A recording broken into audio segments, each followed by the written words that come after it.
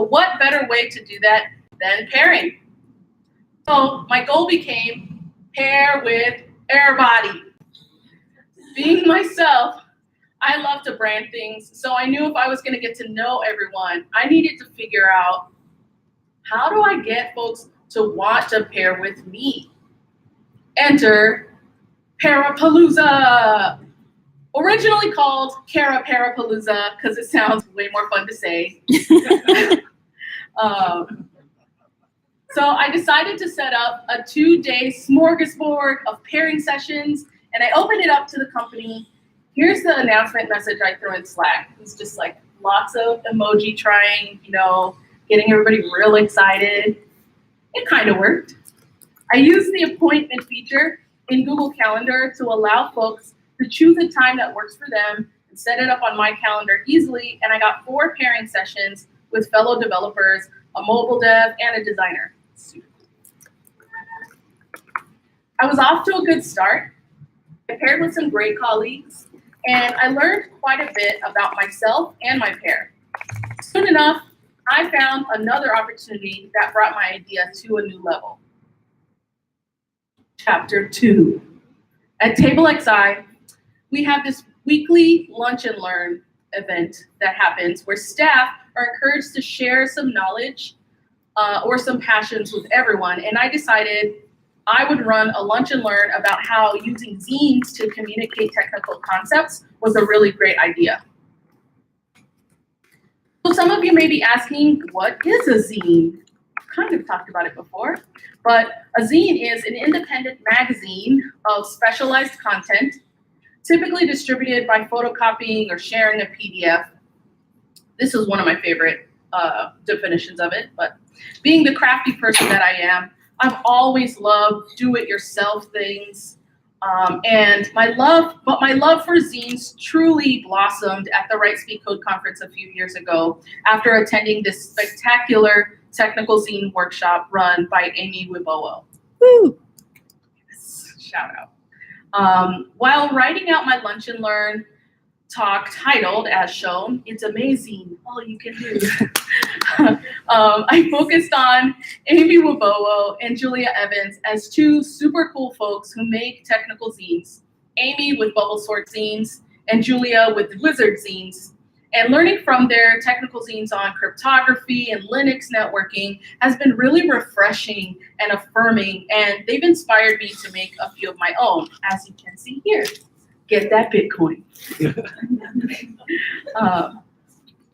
So as Amy says in her own zine about making technical zines, very meta, the magic of zines is that it's less daunting than a textbook for both the reader and the writer. And she's super cool.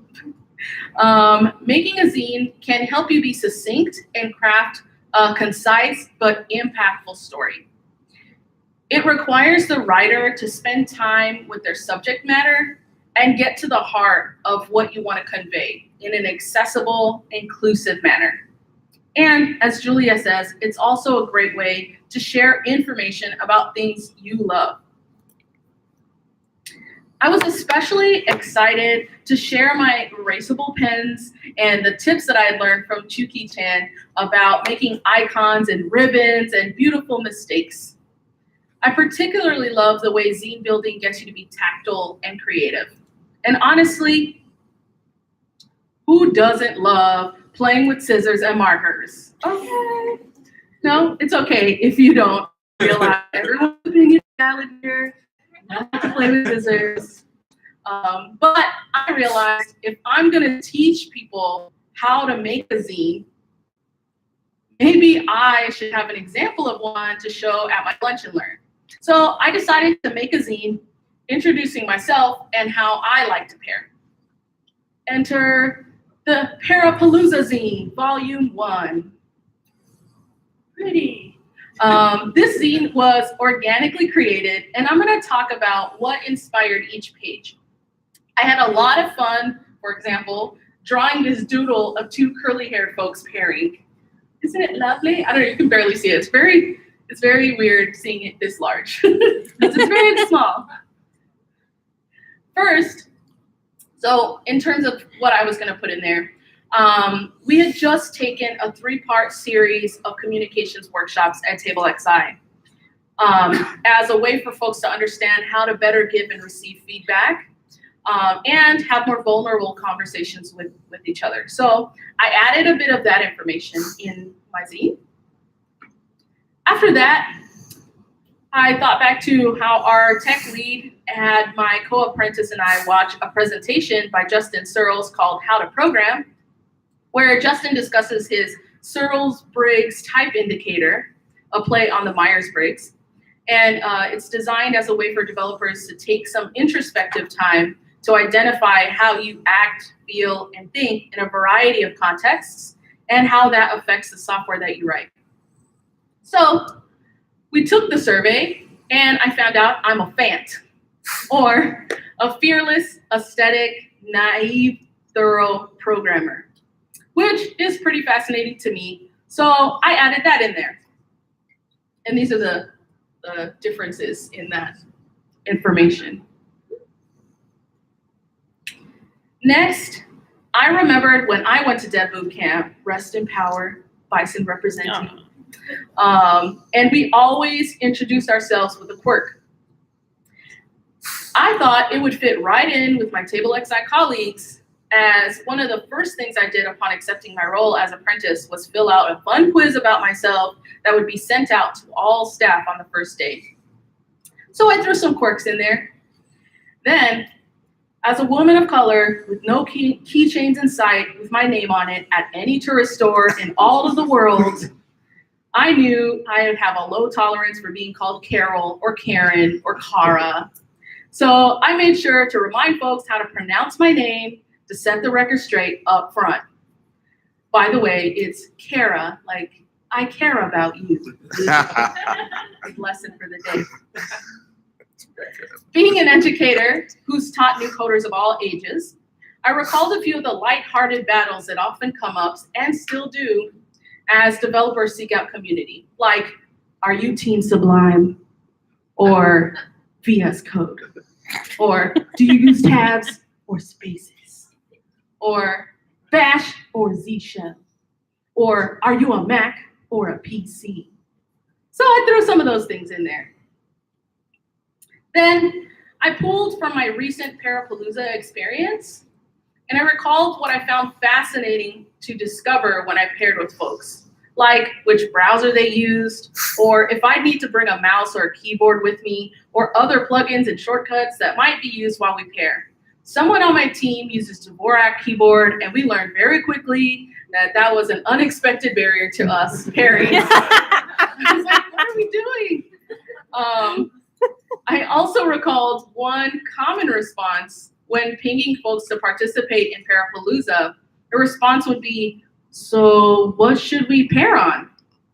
And I made sure to add the things I was looking forward to learning about, which helps some folks outside of web developer roles feel more enticed to pair with me. Last, I reflected on all my past pairing experiences in life, pulling out the good moments that could be made intentional if explicitly communicated, like acknowledge our shared work when discussing it later, or let's celebrate mini wins. That's how I like to do pairing. And then the bad moments that could be avoided if I made explicit, like don't work in a rush, or don't talk to me like a child, and added some of those pieces in there. This is how I don't like being paired with. So after filling it all out, I was like, oh my God, y'all, this is so cute. I have only one of these, and I spent quite a bit of emotional labor curating some of these great themes and resources on communicating what makes a great pairing experience, for me at least, but why not use it on everyone else? What if we had a little library of zines on everyone? The thought of that, I just could not wait to read everyone's zines and experience that kind of environment. So I set out to create a zine template to distribute at the Lunch and Learn and make it a mission of mine to make it a company-wide project. This is the template. Ooh. So I ran my lunch and learn, and it got a few folks interested, but I've dedicated time weeks after my lunch and learn to engage with everyone on staff one by one, to let them know about my project, to observe their responses to it, and to get them to fill out a zine. Some folks were really receptive to it. Others nodded and jumped back into their work, the page eventually shuffling into their stack on their desk. Some folks were intimidated by the format of the zine, like, I don't want to fold paper, and markers are weird. While others were excited to take a minute to learn how to fold it themselves. Wide range of experiences. I built my display for my Pair-a-palooza zine project to help bring folks who were new to the company at that point up to speed on what it is, learn how to make one, hold supplies and materials, and display the completed zines for folks to pick up and read as needed. This is at my office, and it's still there. I also made a zine library for other zines that I had brought in from my collection that I've accumulated at the last 2 Write Speak Code conferences, and a few other zines that I bought and printed out because I was super excited to share with my colleagues. We have a few remote folks as well, so I made a digital template in Google Slides for folks to be able to fill the zine out digitally. So yeah, this is Google Slides, y'all. I wasn't able to sell everyone on the effort of filling out the zine completely, but the process was teaching me a lot about my colleagues, about working at a consultancy, and the environment in general at TableXI. It was a good indicator to me of what I should expect if I wanted to collaborate with folks, and how I can better communicate the benefits of pairing outside of just the developer practice group. All in all, I was accomplishing what I'd set out to do, and that was a great feeling. Finally, oh yeah, that's my great feeling. Finally, zines were out there, and I was able to have a window into colleagues' idiosyncrasies and interests. It was available to everyone in the office to revisit when I needed to pair with someone, so success, right? I used these zines in my second go-round with Pair-a-palooza, and this iteration, we expanded it to my co-apprentice and I, so I definitely had to remove the Kara part of the Pair-a-palooza, right? And we took on a 10-day pairing fest. I was well on my way to use the kind of exchanges that help me understand how to riff off coworkers' code and feel their vibes so we can make beautiful and meaningful things together. Yeah! But that's not the end! Chapter 3.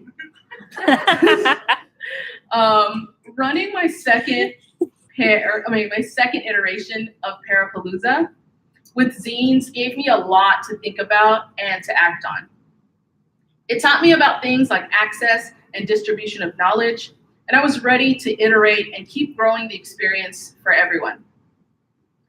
We've had a lot of discussions internally about the value and the effects of pairing and how the Pair-a-palooza experience contributed to that viewpoint on pairing. And here's a few points that came up from our staff feedback. So in this quote, my colleague says, filling out the zine helped them understand what would be important to articulate when they pair with someone new. I really appreciated that this gave my colleagues some guidance on that. It felt very validating. In this quote, my colleague mentions that it made them actually think about the specifics of how they like to pair and forced them to spend time reflecting on that for themselves. The introspection and documentation of our communication and work styles allude to a theme that our head of talent at the time put forth for the group to make the implicit explicit, not only for others, but also for ourselves. And I believe that we all benefit from that. In this quote, My colleague speaks about how reading someone's zine gave them a sense of their personality and that the format of the zine itself was appreciated. Sometimes the task of making all the conditions right for a super successful pairing session, especially in a consultancy, is really daunting for folks. And providing small, low-effort kinds of opportunities to make pairing successful can go a long way. In this quote, my colleague talks about using a pairing session to do a walkthrough of a code base and how that was not just helpful to their pair, it was also helpful for them too. One of the major discussions that we've already talked about here at PairConf is pairing with privilege, or at least in the workshop that happened yesterday, as we'll talk about in the other days to come. Bringing back the relationship between Quincy Jones and Frank Sinatra, some might think that Frank Sinatra was in his prime and Quincy Jones was new to the game, so it's pretty clear who was benefiting from their collaboration. But Frank definitely grew in his craft by working with Quincy. And Quincy was able to accelerate his work and his exposure to the industry as a whole with Frank's network and expertise. Their relationship flourished because they spent the time to challenge each other to be better by being honest in their feedback to one another and in mutual respect for their expertise, respectively. This last quote from a colleague of mine talks about enjoying the opportunity to share knowledge and making the apprenticeship experience worthwhile. I believe there's always something you can bring to and take away from a pairing experience, no matter what level you're at. And having that kind of mindset is half the battle. As much as you may think that spec your writing is boring, there's an opportunity for someone to discover new ideas or knowledge that they might not experience otherwise. I don't know about you, but that sounds like a party to me. I'm a nerd, that's why. Very nerdy, okay. So, what's next? Out of all the feedback that I got that was positive, I also found a few points of improvement that I'd recommend folks consider in their implementation of a Pair-a-palooza. For example, the digital version of the zine didn't really take off, and the completed zines weren't being scanned in, so only in-office folks could take advantage. So my next step to make Pair-a-palooza more remote-friendly and inclusive is scanning the printed zines and making sure that the digital zines are printed out and displayed so that there's that, full rounded transfer of knowledge. I'm also planning to run my next iteration of the Pair-a-palooza experience with a larger group of staff. And in addition to the fixes on the zine itself, there's a few things I plan on trying out. The first is setting expectation about when to read these zines. In my feedback, I asked if the zine was used before pairing, and there were folks who said no. Some of the feedback was that they weren't sure when to use the zines, and it wasn't really built into our normal process of our work. So it's useful to be more explicit about when to read someone's zine and give friendly reminders that go a long way. So I plan on incorporating zine sharing as a part of the launch process for projects, and then consider what other ways that this can be more of a part of our process at work. The next thing I'm going to improve on is crafting pair styles and topics to use for pairing.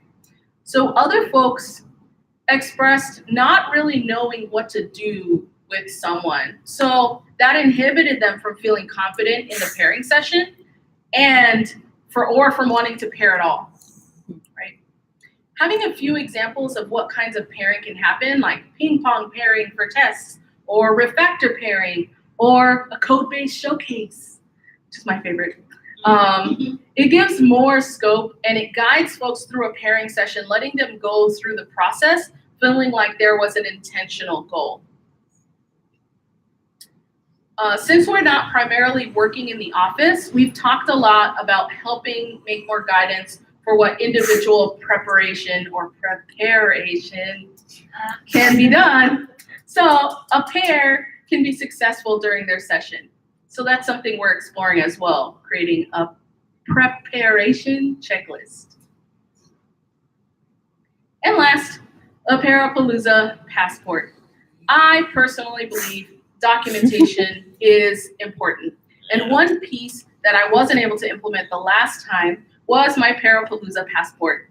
It's a concept inside the inner part of the zine or the other side of the page that give you space to document who you paired with and how it went. This is useful for finding patterns and to be able to go back and reflect on your own about how your pairing sessions have gone. Last, using a tool for connecting folks to their pairs. Everyone knows the hassle it can be getting something set on a calendar. I want to try using tools that alleviate that hassle. At TableXI, we use a tool that auto-magically schedules one-on-one chats with colleagues called Everyone on Board, and that can be an option. Or the Chicago Tech Diversity Initiative Slack community uses the Donut app to do a very similar thing. So I'm hoping that I can use one of these tools to kind of get that going more periodically. Now that you know how I implemented Pair-a-palooza, we're gonna get into the nitty-gritty of making your own Pair-a-palooza. Everybody ready? Yeah, okay, cool. So yeah, again, these are the reasons why I did it. Now these are the reasons you should do it. I discovered what I set out to do, and some of you aren't coming here as new apprentices like I did, but I think the story has illustrated why running one would be good for you and your company. Is everybody pretty much convinced? Kind of convinced? Kind of? All right, yay. Some people are super convinced. Success. Now I'm gonna walk through a few steps to help you run a Pair-a-palooza of your own. It's pretty much this stuff. Before you get started, there's a few things to ask yourself and prepare. My first recommendation is to lay out the current state of affairs on pairing at your company. Does it happen at all? When it does, is it only for certain reasons? Only by certain folks? From there, you can set a goal for running a Pair-a-palooza. I've made some decisions from there, make some decisions on how you'd like to make it run. Choose a short set of time, like I started with 2 days where we wouldn't have too much to do. It was early in our time as apprentices, and I made a goal to reach out to some folks one-on-one to kind of make it happen. Being explicit with folks about expectations on when it's happening, when to sign up, what to do to prepare, and how to conclude the event is also going to be important to kind of like have a full event. Materials and tools are going to depend on your plan. For example, if you wanted folks to be able to make their own zines, have colorful writing utensils and scissors available for use. I use friction pens so folks can feel like they can erase things and not freak out about whatever they write. And I left the zines in various stages in case folks want to fold the zine themselves or just take a quick finished one. It's also good to designate a place for these materials and finished zines to live. Make sure to scan the zines for remote folks to access them. If you have the capacity, making copies for everyone on a team to have their own set of their colleagues' zines is another way to go. Either way, make a plan, make it happen. Last, but definitely not least, you're gonna need some support of others to make this happen, and you're gonna need to communicate to folks so there's not too much confusion or pushback. I got support from my tech lead and my sponsor, from our office manager, from colleagues who are willing to give me feedback, and from folks who displayed excitement and buy-in at various stations. So my recommendation, find your folks. All right, so even though you can do all the preparation you possibly think of, there are gonna be some roadblocks. Here are a few that may come up and my recommendations for dealing with them. Hopefully, I've driven home the value in doing both the zine and the event. But if you need to respond to someone that considers these activities as a waste of time, remind them that contributing to colleagues' better understanding of themselves and their peers, especially when it comes to communicating in work situations, is only going to make things better, more efficient experiences, and it's ultimately going to help the bottom line and avoid issues in the future, which would truly be a waste of time if you really thought about it. Through the material cost to get some zines printed out is pretty low. Some may consider the time for folks to pair outside of project teams might be too much. To this, I'd consider making sure your first try is small in scope, perhaps trying this between 2 teams or within 1 team, depending on your situation and team size, and determine the real impact on time. So you can use that as a statistic for the next iteration. Furthermore, I'd argue that as a consultant, the ability to share expertise gained on other projects and share those best practices can potentially save a lot of issues further down the road. It can give perspective on what implementation looks like from someone else's point of view, and it also builds camaraderie and trust for folks who may be in future projects with you. So it lowers the ramp to team efficacy in the future.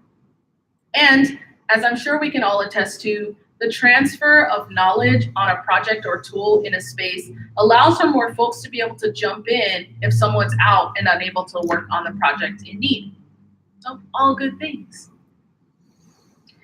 As I mentioned before, you might get some pushback from folks who don't really see the value in pairing with folks, either because they're too junior or they're too senior, or they work entirely on entirely different sections than you. So why would we want to pair together? And to that, I say this is a myth. Just as we see higher benefits with integrated teams on our projects, you'll see that pairing on something with someone that has a different perspective in the work that they do, it's going to be a refreshing experience for both parties, and that's very valuable. Last, I'll reiterate, if you get pushback like, whoa, Gabby, this Pair-a-palooza is just too elaborate, why you gotta be so extra? Might get that, I don't know your life. I recommend the response be about diving into the root of what that fear is coming from. Where is that fear coming from? It might be fear of new things, fear of cost, fear of failure, or our new best friend or best friend that's always been there, imposter syndrome, right? Keeping folks from living their best lives. Make sure that you've considered the scope and push for that goal that you've created for Pair-a-palooza to accomplish in the first place. So one idea that came up was around scoping what you're doing to maybe it's not building a zine for everyone, but utilizing the content in that zine into like one magazine or one document that lives somewhere. Be creative. So the last thing I want to do is like a summed up list for you to have the Pair-a-palooza experience of your own.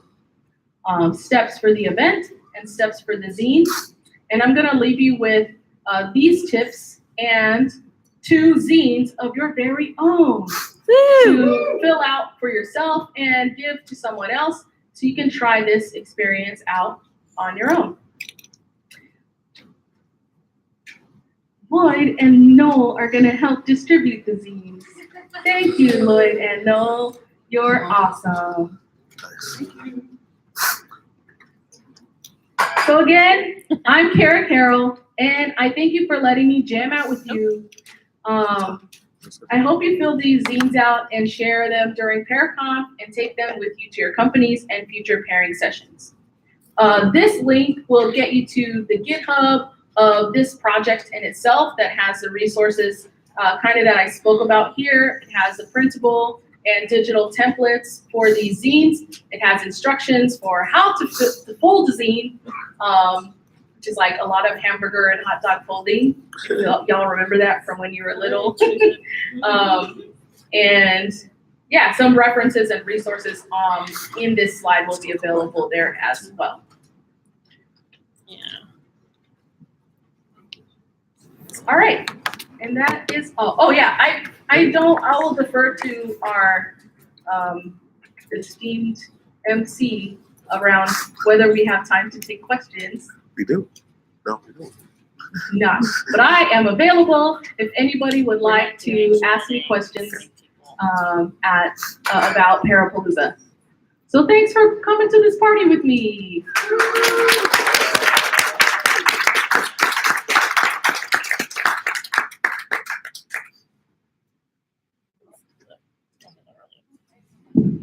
That was absolutely marvelous. There was a zine in there. Did you guys see the zine, how to MC an event? I could have used that.